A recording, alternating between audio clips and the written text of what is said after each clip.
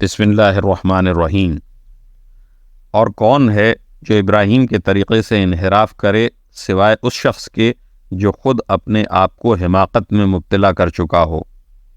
حقیقت تو یہ ہے کہ ہم نے دنیا میں انہیں اپنے لیے چن لیا تھا اور آخرت میں ان کا شمار صالحین میں ہوگا۔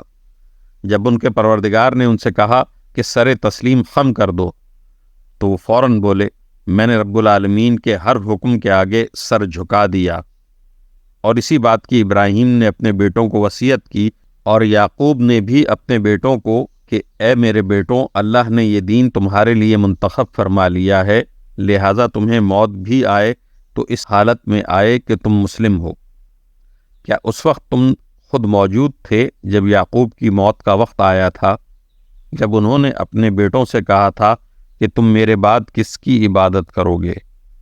ان سب نے کہا تھا کہ ہم اسی ایک خدا کی عبادت کریں گے جو آپ کا معبود ہے اور آپ کے باپ دادوں ابراہیم، اسماعیل اور اسحاق کا معبود ہے، اور ہم صرف اسی کے فرما بردار ہیں۔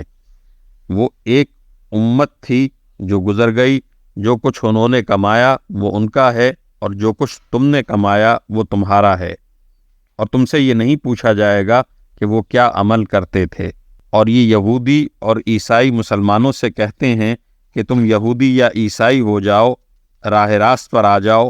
کہہ دو کہ نہیں، بلکہ ہم تو ابراہیم کے دین کی پیروی کریں گے جو ٹھیک ٹھیک سیدھی راہ پر تھے اور ان لوگوں میں سے نہ تھے جو اللہ کے ساتھ کسی کو شریک ٹھہراتے ہیں۔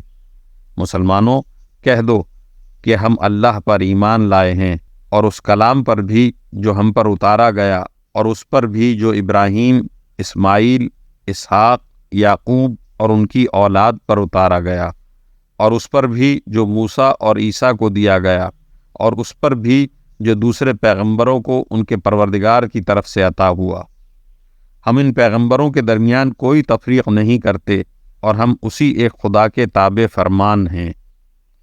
اس کے بعد اگر یہ لوگ بھی اسی طرح ایمان لے آئیں جیسے تم ایمان لائے ہو تو یہ راہ راست پر آ جائیں گے، اور اگر یہ منہ موڑ لیں تو در حقیقت وہ دشمنی میں پڑ گئے ہیں۔ اب اللہ تمہاری حمایت میں عنقریب ان سے نمٹ لے گا، اور وہ ہر بات سننے والا، ہر بات جاننے والا ہے۔ اے مسلمانوں، کہہ دو کہ ہم پر تو اللہ نے اپنا رنگ چڑھا دیا ہے، اور کون ہے جو اللہ سے بہتر رنگ چڑھائے، اور ہم صرف اسی کی عبادت کرتے ہیں۔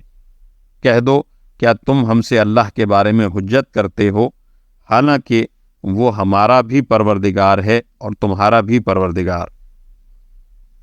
یہ اور بات ہے کہ ہمارے اعمال ہمارے لیے ہیں اور تمہارے عمل تمہارے لیے، اور ہم نے تو اپنی زندگی اسی کے لیے خالص کر لی ہے۔